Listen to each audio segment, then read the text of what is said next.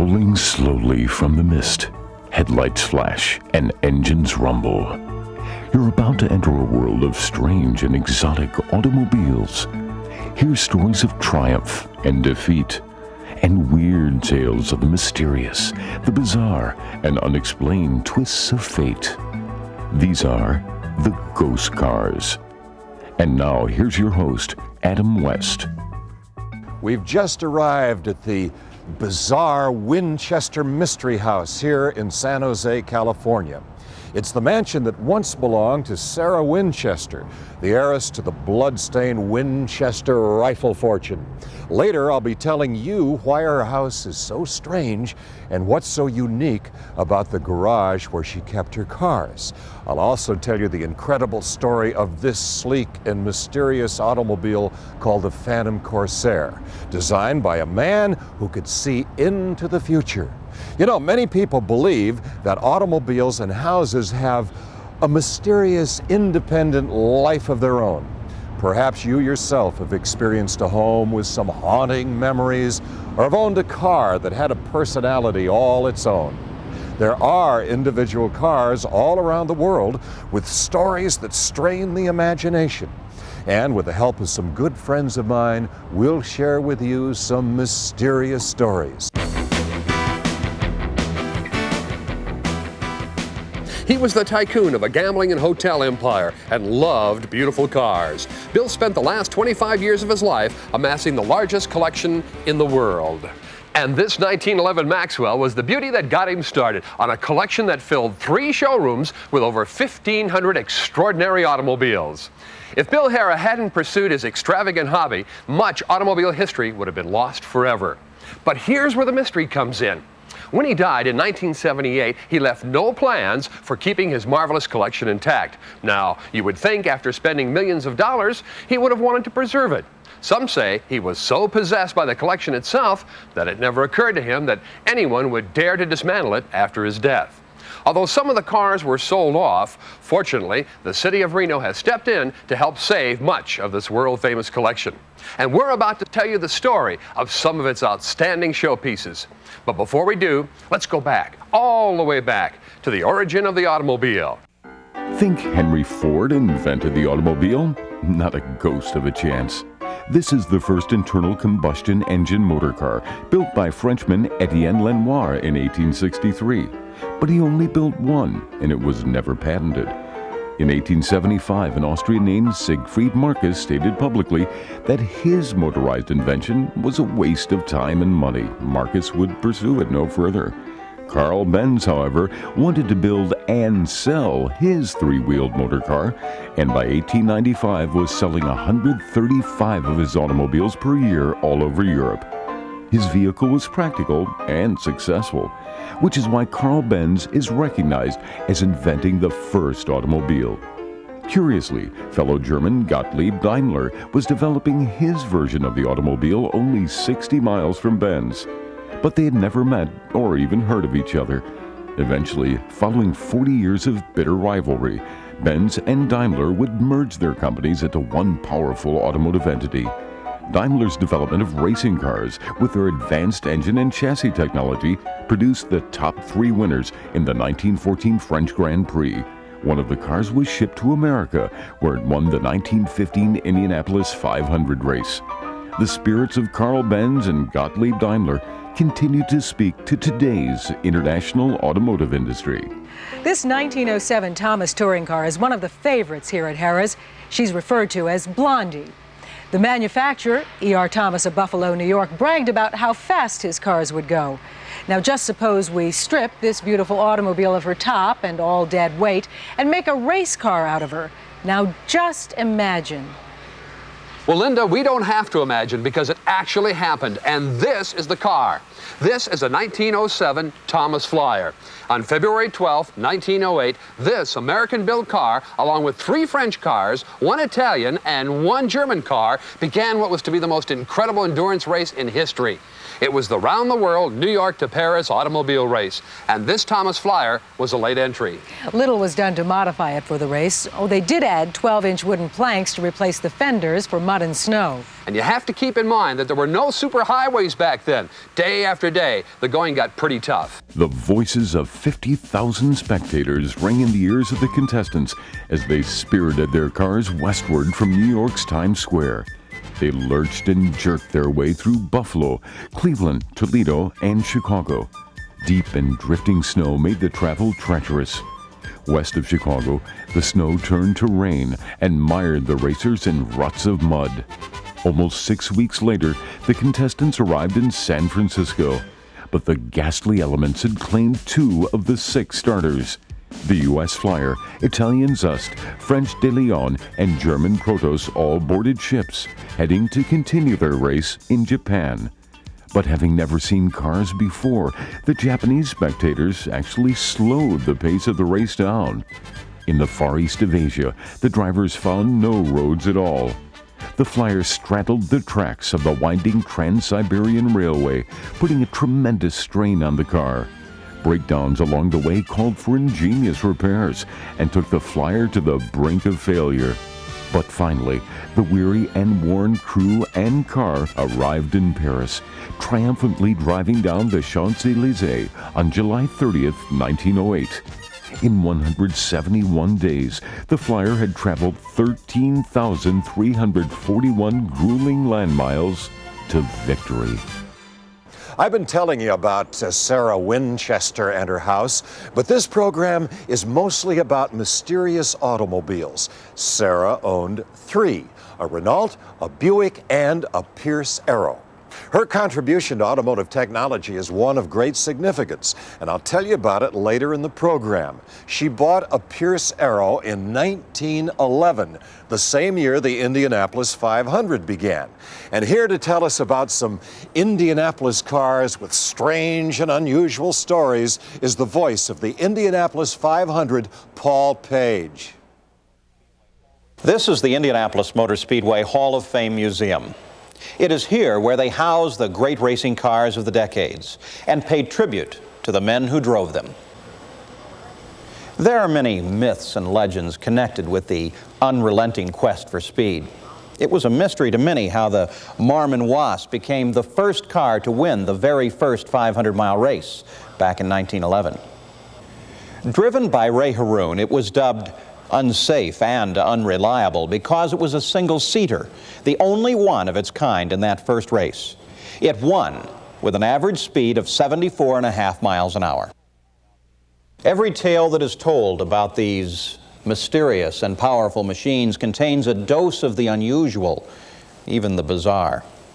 In racing, death is a constant passenger. Only the most daring and skilled driver can take a car to the limit and avoid disaster. But there was one car that even the best could not tame. The mystery surrounding the Bose Sealfast Special continues even today. In 1935, a driver named Johnny Hannon had been hired by car owner Leon DeRay to make his debut at Indianapolis by driving number 45. Although a rookie, Hannon's previous accomplishments had given him the credibility to run at Indy. He felt confident that he was going to win the 500 this first time out. It was never to happen. During his first practice run, Hannon never appeared through the 4th turn. No one had reported seeing the car stop on the track. In fact, the car was nowhere in sight. Finally, DeRay found fresh skid marks in turn 3. As he looked over the wall, he was shocked to discover his damaged race car sitting upright on the edge of a cornfield. Hannon was dead, his riding mechanic severely injured. Hannon's quest for instant speed had brought him to a swift meeting with death. That one incident, however, was not to be the end of the mystery and tragedy surrounding number 45. Only 6 days later, veteran driver Clay Weatherly qualified the car for the 9th row. Here's where the story becomes almost bizarre. On the 10th lap, Weatherly, like Hannon before him, lost control of the machine and crashed. He died instantly, and his riding mechanic was also killed. The tragedy put a pall on the running of the 1935 race, as the mystery surrounding this death car intensified. What prompted both drivers to lose control? Was foul play involved? Was the car jinxed? Why wasn't it pulled from the race after the first fatality? Well, today, these questions still go unanswered, but the story does not end here. In 1936, this infamous car was back in the lineup, driven by a young Frenchman named Cliff Berger. Why any driver would accept a ride in the same machine that had killed 3 of his colleagues within 9 days of each other is unknown. But because Berger did, the jinx that had haunted the Bose Seal Fast Special was now broken.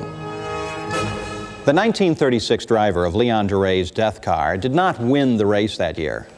But unlike his predecessors, he did live to tell about it. I'm Paul Page. Those are real bullet holes, and this car once belonged to 2 of the most notorious bank robbers and murderers of the 1930s, Bonnie and Clyde. And here's Bonnie Parker herself to tell us the real story. Thanks a lot, Jan. I'm really glad I'm not Bonnie Parker, because this is the very car she and Clyde Barrow were driving when they were ambushed by the law. This is the authentic Bonnie and Clyde death car. You might say it was the last ride for Bonnie and Clyde. The truth is, they were lovers in crime who paid a heavy price for defying the law. Bonnie Parker was from a comfortable, middle-class family in a suburb of Dallas. She didn't have to steal. On the other hand, Clyde Barrow was a sharecropper's son who by 1932 was establishing a reputation as a car thief, bank robber, and cold-blooded killer of a dozen men. Then he met Bonnie Parker, who was bored with being a waitress and eager for action.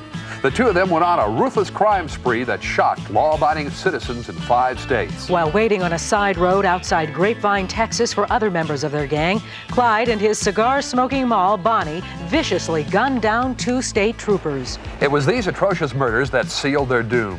Outraged, Dallas County Sheriff Newt Smith said to his deputies, Bob Alcorn and Ted Hinton, "I want those 2, and I don't care what you have to do to get them."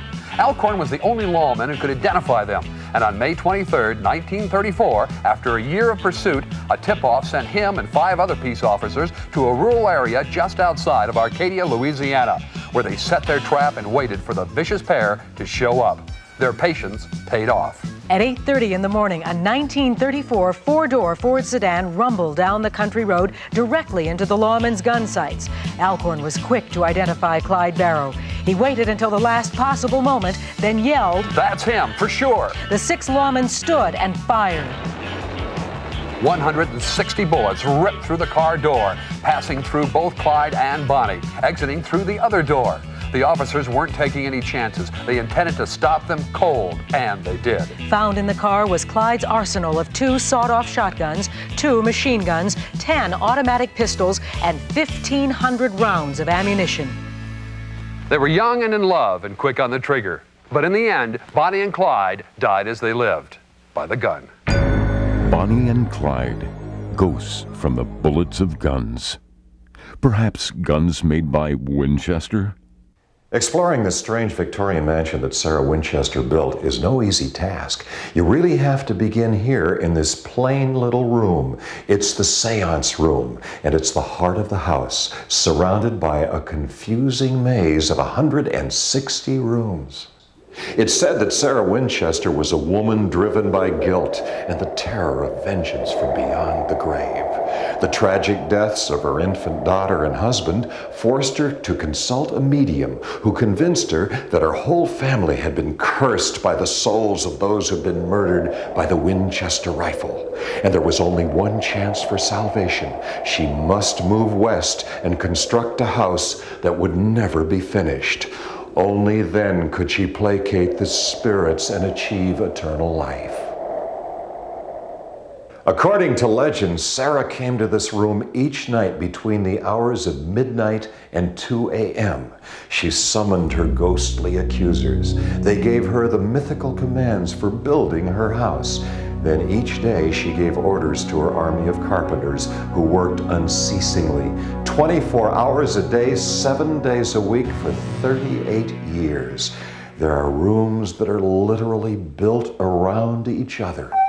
Priceless Tiffany stained glass windows look out on inner walls or are completely hidden in closets. The stairways can be treacherous. They twist and turn, leading back to where you started. Here are a series of steps that lead mysteriously to the ceiling and stop Only a ghost could get to the upper floor.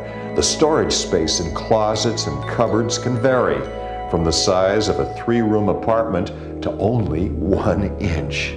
You never know what you'll find when you open a door. In this case, it's a blank wall. Here, the first step can kill you. It's a 1-story drop.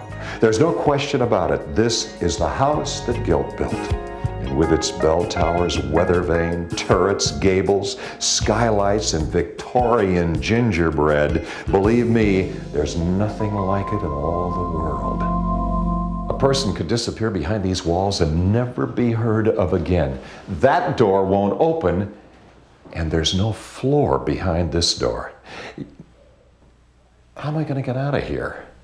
When I started Batman, I used to get out of situations more dangerous than this. It's as easy as saying, holy ghosts. I'm sure you've gathered by now that Sarah Winchester was more than a little eccentric. Actually, it goes even deeper. She zealously guarded her privacy. Uninvited guests were unwelcome, and that even included the President of the United States, who tried to get through these front doors and failed. In 1903, Teddy Roosevelt was visiting the area and was curious to see the outlandish Winchester house that he'd heard so much about. So he paid a surprise visit, but Sarah refused to see him. So he got back into his official carriage and returned to Washington without saying a word. Horse-drawn presidential carriages lost their usefulness along about 1909. To tell us more from the Henry Ford Museum in Greenfield Village, Michigan, is the lovely Eleanor Mondale. Thanks, Adam. You know, this is the very same carriage that President Roosevelt used riding away from Sarah Winchester's house. Teddy Roosevelt was a very skilled rider, and he loved beautiful horses. The thoroughbreds that pulled this rig were considered the finest in the country. Perhaps that's why there were no motor cars in the White House. Then in 1909, President William Howard Taft finally changed the stables into a garage. He purchased the first 4 cars in the presidential fleet, a white steamer, 2 Pierce Arrows, and a Baker electric. Both the president and his lady were mad for motor cars. In President Taft's time, the cars were bought outright.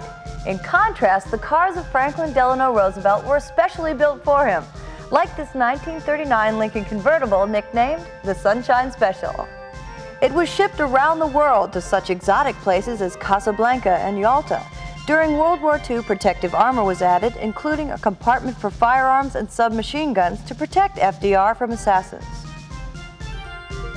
The next president, Harry S. Truman, retired it in 1950 in favor of this up-to-the-minute Lincoln Cosmopolitan.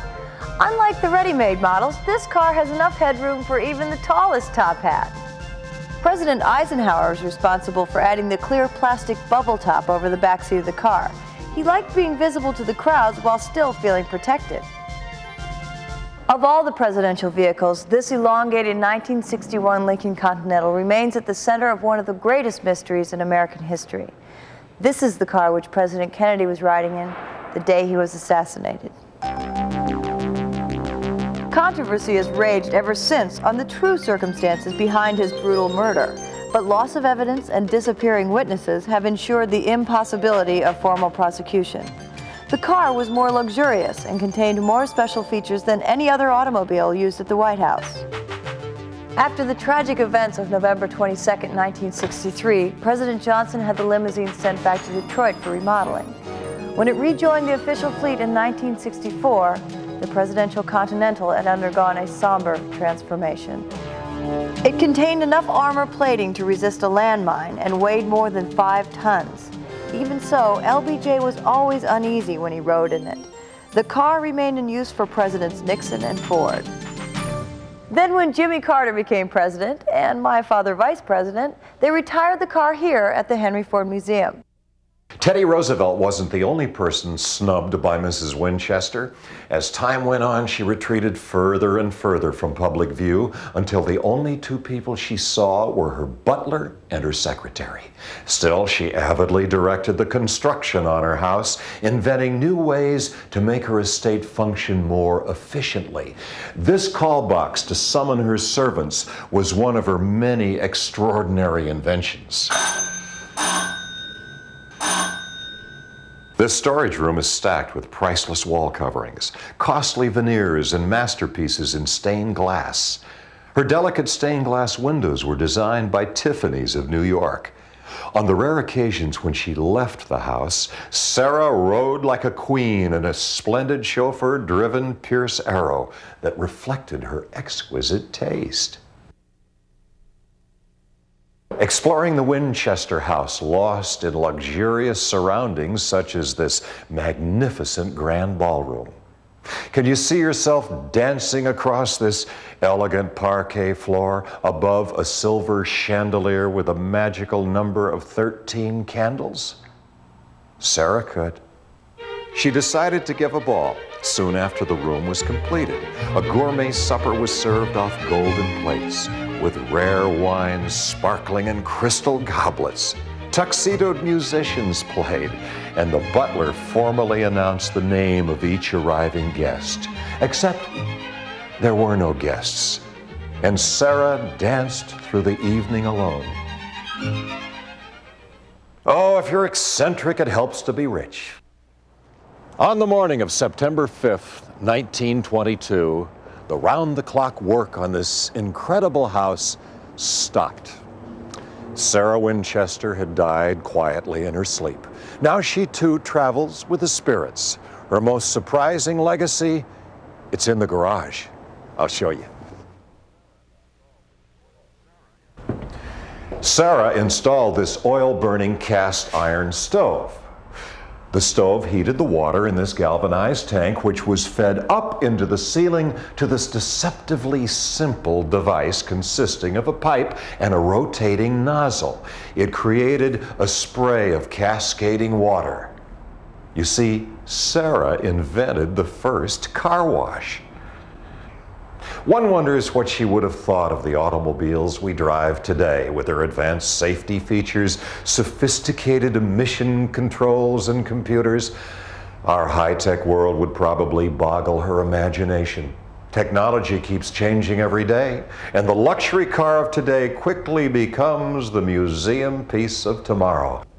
This low-slung silhouette Buick wide job is a museum piece, now on display at the Henry Ford Museum in Greenfield Village, Michigan. But back in 1938, when GM first built it, this was the most futuristic automobile ever to come out of Detroit. The smooth contours and concealed headlights show the first attempt at aerodynamic efficiency. It was designed by the legendary Harley Earl, who inspired the GM styling department for 30 years, from the early 1930s through 1958. Many cars that started out on the drawing board went on to become classics, like this successful forerunner of the Ford Mustang, the fantastic turbine-engine Chrysler, the Ford X100, or the exciting and still awesome 1958 Firebird II. Looking back with a 1990s perspective, the 1950s were a prosperous, secure, and wonderfully optimistic time.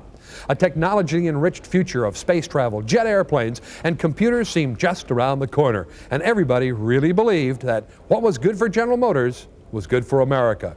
GM responded to all of this by building some of the loveliest fantasy cars ever imagined, and going on tour with a splashy, spectacular roadshow called Motorama.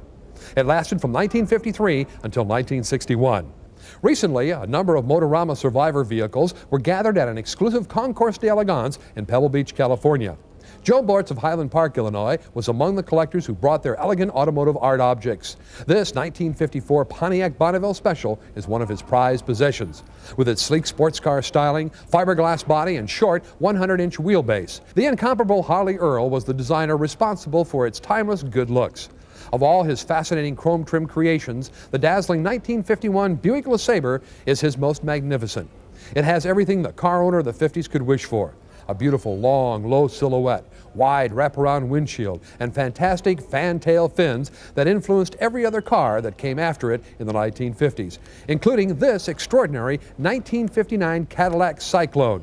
This automotive work of art was not only designed by the great Harley Earl, it was his personal car. But GM wasn't the only car company influenced by future space travel. This streamlined Chrysler looks as if it could fly, even when standing still. And so does this beautifully restored Plymouth. Every car in this Concours d'Elegance has been shined and polished beyond mint condition. There were also foreign builders who developed some fascinating experimental cars. The futuristic Bat cars are among the most exciting. Seeing all three of the Bat cars on parade, along with the long list of dream cars of Motorama, is a rare treat for anyone who loves automobiles. This is a 1954 Chrysler automobile. Kind of an interesting car, although the owner was even more interesting. He was Howard Hughes. Now, the windows in this car were hermetically sealed, with the exception of the driver's door. Now, why would Howard do that? Well, because he loved clean air. He actually built an air pollution system in the back of this car that fed into the automobile, and it cost more than the car itself. This 1931 Bugatti Royale is a dream car for the rich and pampered.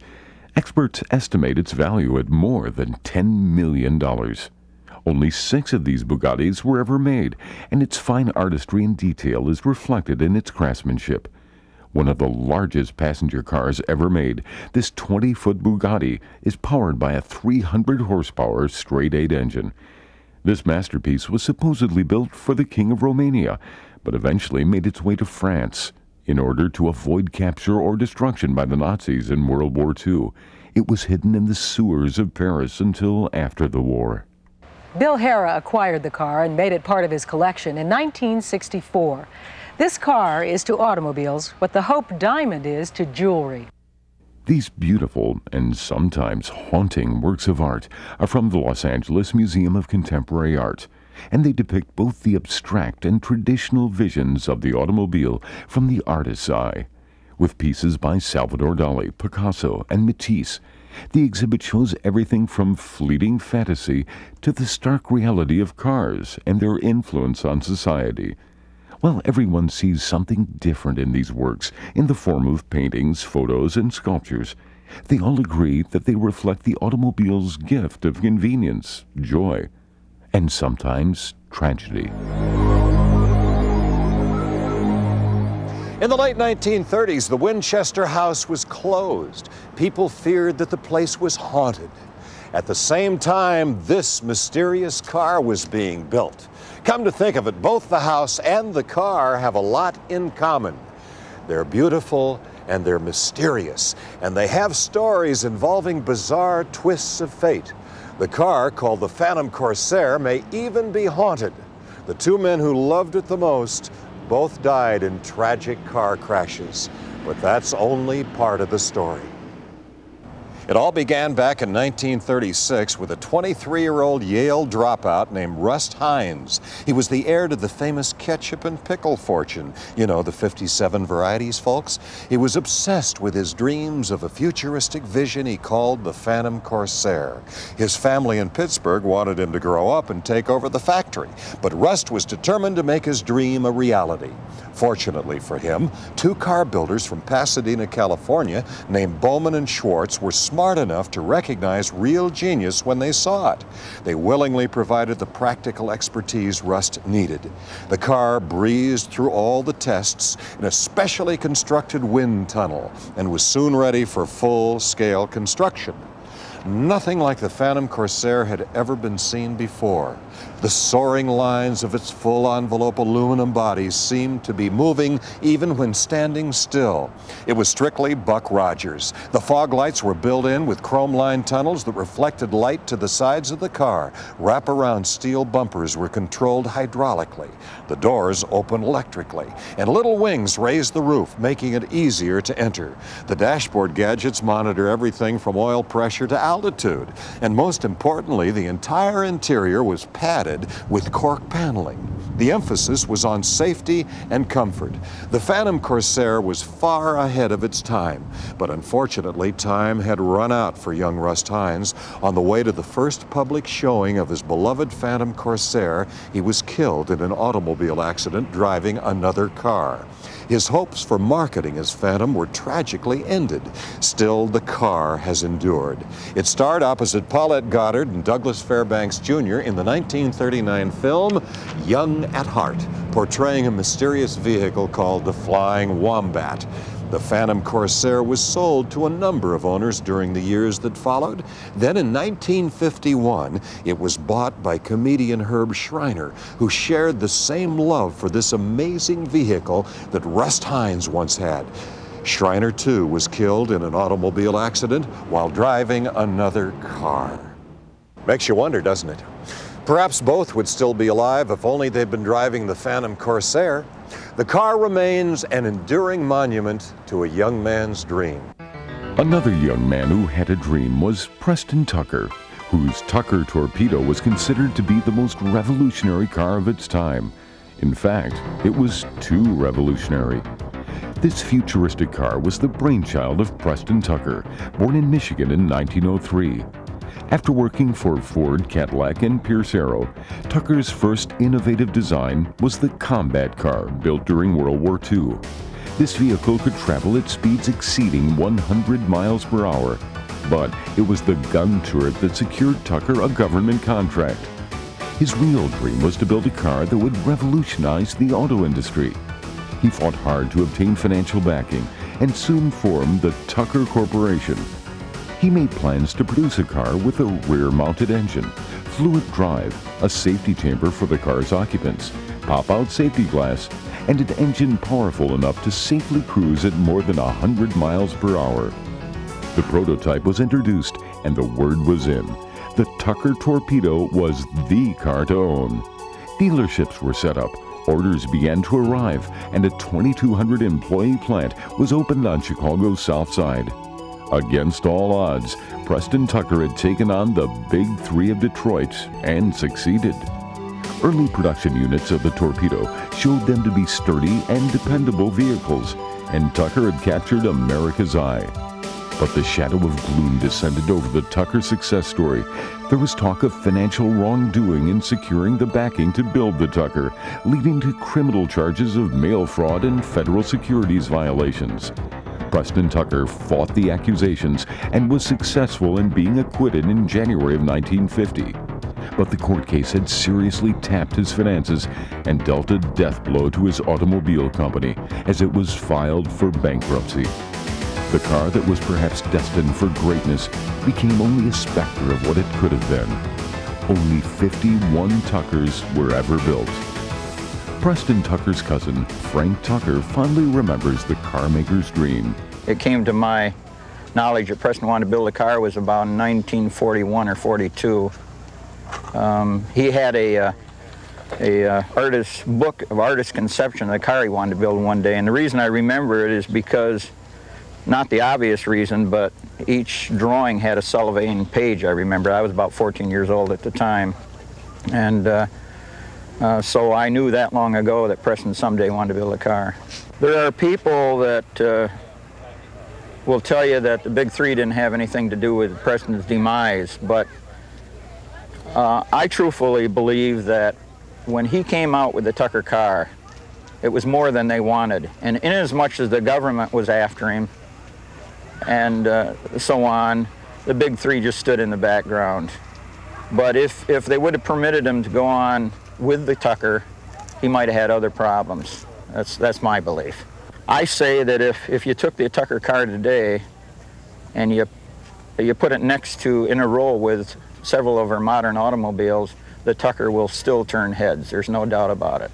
Amazingly, 46 of the 51 Tuckers remain today, and they still turn heads. One lucky owner is Sharon Vick, who talks about the Tucker's features. The biggest safety feature on the car was the crash chamber, and that's on the passenger side. It's reinforced with steel, and the passenger, when they saw they were going to have a wreck, they were to roll down into the crash chamber and be protected. It was the first car to have padded dash. It has pop-out windshields, and they do work. When they were testing the car at the Indianapolis racetrack, I believe a tire blew out and the car did roll over, and the windshields did pop out like they were supposed to. The other features it has that aren't necessarily safety, it has a rack over the back seat where the women could put their purchases, their packages, their groceries, and things like that. The doors are cut back into the roof, and that was for easy access in and out.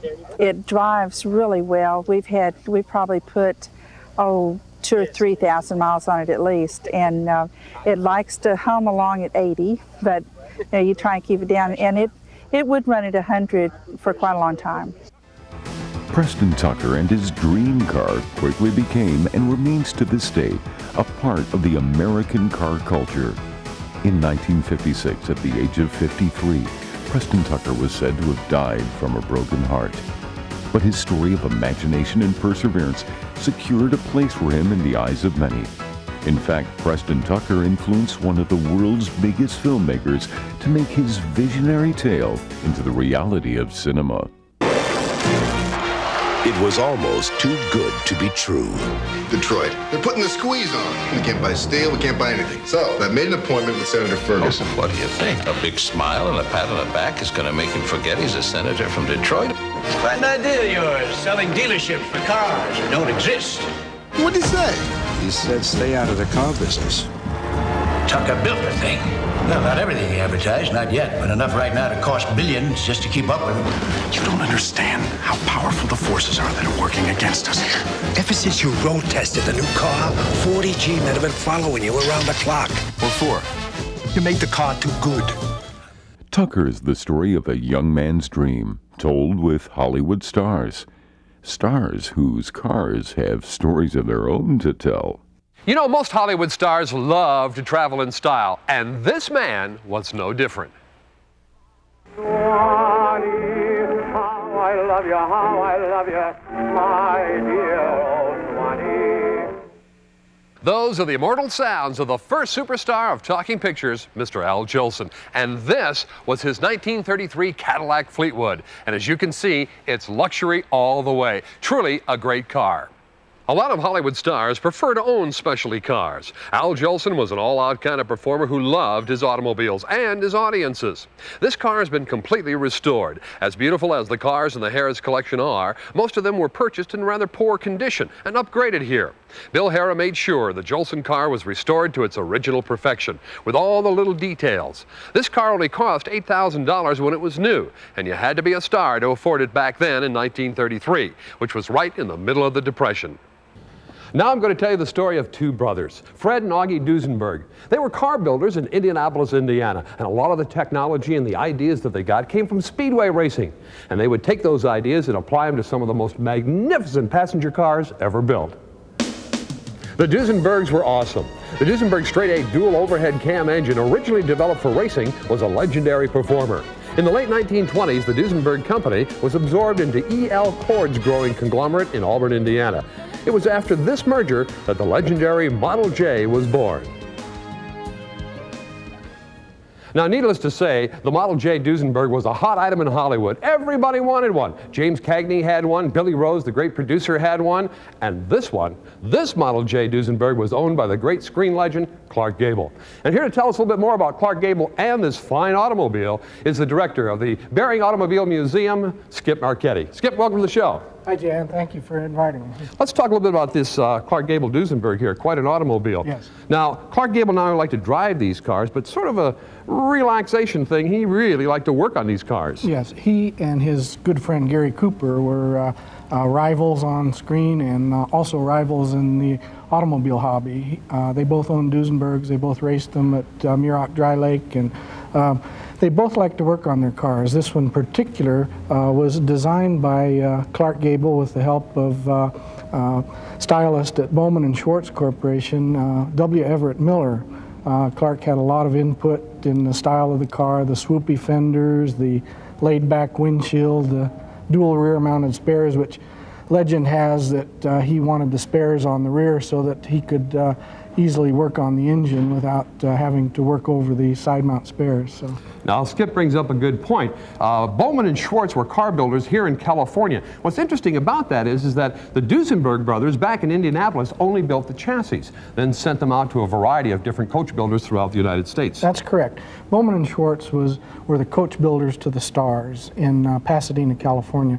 They were a company that took over the coach building trade from Murphy of Pasadena. Murphy was an earlier company. Both Mr. Bowman and Mr. Schwartz had worked for Murphy Corporation in Pasadena and took over the company upon Walter Murphy's death.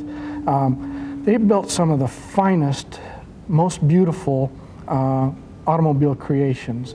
Most of the Duesenberg bodies, I say the most prolific Duesenberg bodies were Murphy's, and then later Bowman and Schwartz. This would mean, too, then, that no two were ever alike. Never.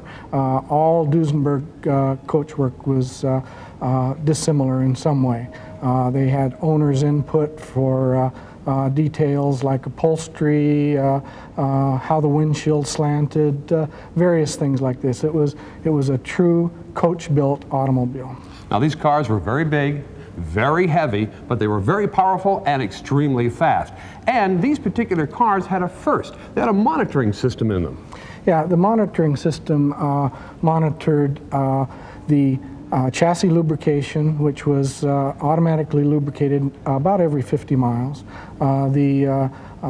When to add water to your battery, and two other similar functions. They were electrically actuated red and green lights on either side of the dashboard. Now, this car also played a role in the affair of Carol Lombard and Clark Gable, did it not? Yes, it was a central part of their affair. Clark Gable and the beautiful Carol Lombard went on several excursions in this beautiful automobile. And unfortunately, after her death during World War II, Clark stopped driving the car and put the car away, and it was not driven by him ever again. If a man can bridge the gap between life and death, I mean, if he can live on after he's dead, then maybe he was a great man. James Dean said that, and perhaps he knew something about the future, because he became even a greater star after he was killed in an automobile accident in 1955. But James Dean was different. He had a unique style all his own. And back in the 50s, everyone wanted to be just like James Dean. He was the kind of guy who marched to a different drummer. James Dean was one movie star who always seemed real to us. We could relate to him. He came from the bright lights of Broadway to Hollywood and made only 3 films in his short career: East of Eden, Giant, and his most popular film, Rebel Without a Cause, which co-starred Natalie Wood, Sal Mineo, and this 1949 two-door Mercury Coupe. In fact, this car was the inspiration for the first of the custom car designers. They'd take off all the excess chrome to give it a sleeker look. It was called nosing and decking. All things considered, I'd say this 1949 Mercury was the perfect choice when Warner Brothers needed a hot car to co-star with James Dean in Rebel Without a Cause. Elvis Aaron Presley was the king of rock and roll. He filled Graceland with hundreds of big boy toys, and his love of fancy and exotic cars was no exception. One Memphis auto dealer recalls selling more than 100 luxury cars to the king. Along with this pink Cadillac, Elvis loved this white limo, equipped with all the comforts, including gold-trimmed interior, a small bar, a refrigerator, and TV set. His vast collection of amazing automobiles proved just one thing: Elvis sure knew how to party. In Hollywood, anything is possible. Well, that's true. And of course, automobiles do take on a personality all their own. There are cars that can think, automobiles that can talk. Classic example is the KITT car that you saw with David Hasselhoff and the TV series Knight Rider. KITT will talk to everybody. That's right, Jan. I love to welcome people here to the Universal Studios tour, and I'll talk to everybody. I'm located right next to the new Star Trek exhibit. As for my name, KITT, that stands for Knight Industries 2000. I was on the television show Knight Rider. David Hasselhoff, who played Michael Knight, drove me to fame. We were together on network television for 4 years. What makes me so special is I am an ultra-advanced computer and built with enough high-tech devices to make even RoboCop jealous. I'm programmed to save human lives. I can also trace phone calls, monitor action through a built-in television camera, detect nearby explosives, and of course, play video games in my spare time. I can attain speeds in excess of 300 miles an hour. My sleek body style is molded in the shape of a 1980 Trans Am Firebird and is made of super plasteel, which is even stronger than the heat tiles on the U.S. Space Shuttle. This makes me virtually indestructible. And here it is, a real favorite of Steven Spielberg's. He used it in his hit movie Back to the Future, a real box office smash. While you're on your Universal Studios tour, you'll see many of the sets from that movie, including the clock tower that was struck by lightning, which eventually enabled Michael J. Fox and his time machine to get back home. And this is the machine he did it in, a really zapped up DeLorean. But this is Hollywood, where reality is in the script. According to Dr. Emmett Brown, the whacked-out scientist played by Christopher Lloyd in Back to the Future, the secret of time travel lies in the flux capacitator, a computerized graphic gizmo that looks a little like a divining rod. The energy converter on the back of the car takes in plutonium and creates a nuclear reaction. Then you're on your way. And oh, don't forget that extra supply of plutonium for the return trip. I'm in North Hollywood at J. Orberg Star Cars. Now, Jay has managed to amass and accumulate the biggest collection of television and movie cars in the world. Cars with personalities, like this, the longest convertible limousine in the world. Built out of a Mercedes or two, it's over 40 feet long. And yet behind me here is a bar, and behind that is a heart-shaped hot tub. Just the thing you need to go driving around town. This is quite a collection, and let's take a close-up look at it right now.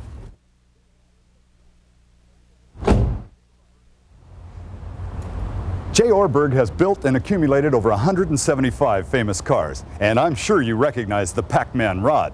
Now, much like Pac-Man, this vehicle turns when you least expect it, and I think you put the quarters right down here in these slots. Now, I've got another famous car right over here. On the Universal lot, there's a pretty famous address, 1313 Mockingbird Lane, the Munsters. And out in front, you saw this car parked a lot. When they were driving it, Fred Gwynn was right behind the wheel there, who played Herman. And way in the back sat Yvonne DiCarlo, who played Lily. And they certainly had lots of horsepower to work with. Let's move into the science fiction category now. From the famous movie Blade Runner, this car is almost a cult hero. It was driven by Harrison Ford, and it's a super cop car that could not only run down the bad guys on the highway, but if it needed to, it could fly over them and catch them. The earliest images that came from Hollywood screen proved that filmmakers knew how to make a scene exciting. Use a car. Whether it was tumbling, crashing, skidding, burning, or bashing, Tinseltown quickly learned that it took a special breed of driver to make an auto scene spectacular. So was born the Stunt Driver. The task was to crash the car, make it look real, and hopefully walk away to do it one more time. As time went on, some movies featured the automobile as the center of attention.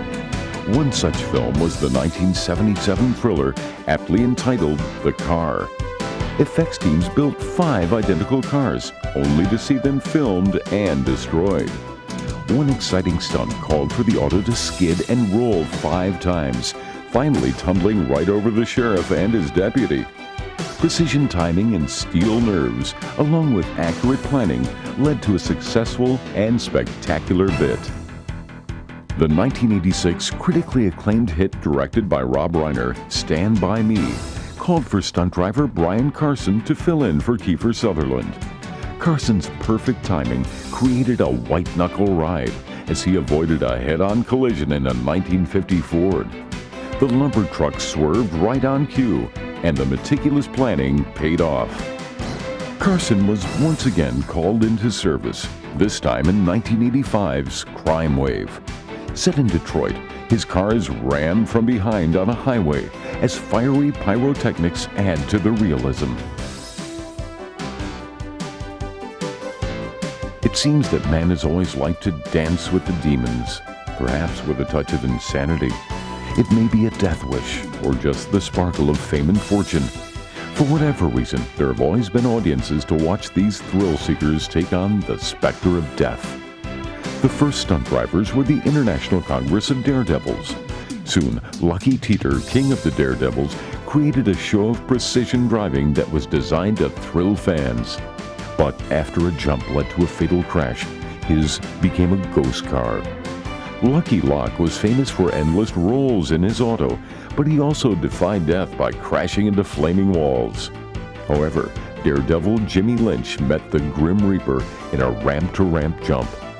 The Chitwood family still thrills audiences today. Professional stunt driver Brian Carson began his career in the early 70s, doing dive bomber crashes and barrel rolls at local fairgrounds across America. Some competitions pitted one driver against another, with the grand prize going to the one who could roll their car the most times.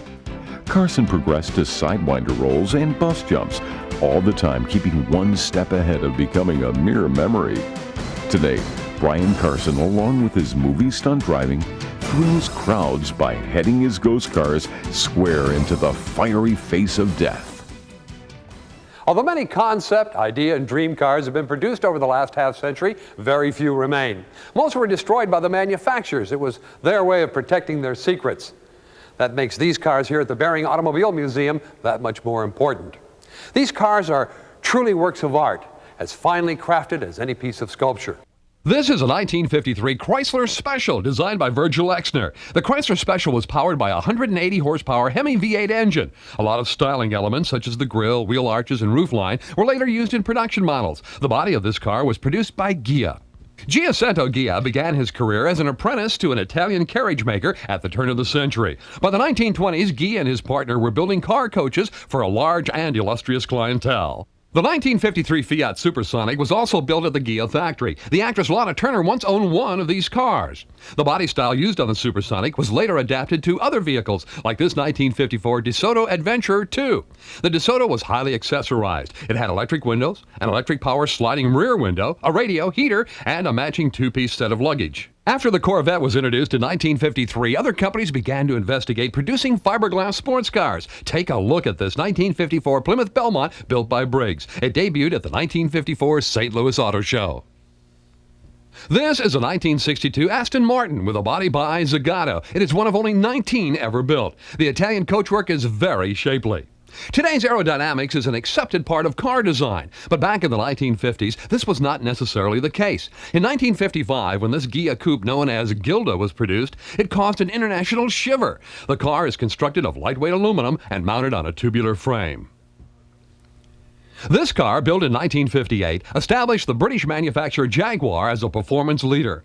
This model is unique because of its Italian Bertone body. The engine incorporates a special high-performance head design and an extra carburetor for extra horsepower. And this is the car that ushered Jaguar into the 1960s, the legendary E-Type. Its profile made it an instant classic, as did its V10 engine. This car remains at the top of the list of Jaguar collectors. From the grille to the taillights, it's perfection in design. This 1962 Dual Ghia is truly a car of the stars. Dual Motors only produced about 100 of these cars. Highly sought after in Hollywood, their owners included Frank Sinatra, Peter Lawford, and Eddie Fisher. This Corvette show car was built in 1964, 1 year after the introduction of the Stingray. 15 coats of candy apple red lacquer were applied over a gold base to achieve this spectacular finish. The enlarged grille and altered hood would later be used in the 1965 through 67 styling. Note the unique side exhaust and dual sport mirrors. The mirrors eventually became a factory option. The Corvette's fuel-injected engine was chrome-plated for the show. This show car was displayed at the Detroit Auto Show and the New York World's Fair. From the time production began 40 years ago right up to today, the Corvette has represented some of the most advanced automotive styling. This one-off Chrysler show car was built in 1967. It is called the Dodge Daru. The name is derived from an old Anglo-Saxon word meaning dart, and it's no coincidence that this car was built on a Dodge Dart chassis. And in case you're curious, there really is a ghost car. This 1940 see-through Pontiac was one of the top attractions at the 1939 New York World's Fair. Produced at a cost of $25,000, the ghost car's body was made of the then revolutionary materials of plexiglass and lucite. Two versions of the clear plastic car were made in 1939, and one is actually still in existence today. Perhaps someday it'll make a ghost appearance in your neighborhood. I hope you've enjoyed probing into the mysteries behind these fabulous cars as much as I have. Not every automobile comes with a mystery attached to it, but they do all have the power to transport us wherever we want to go with speed and comfort. I hope that you'll give them the respect they deserve, keep your eyes and ears open, and drive safely. Now, for all of us here on the program, I'd like to say thanks for looking in.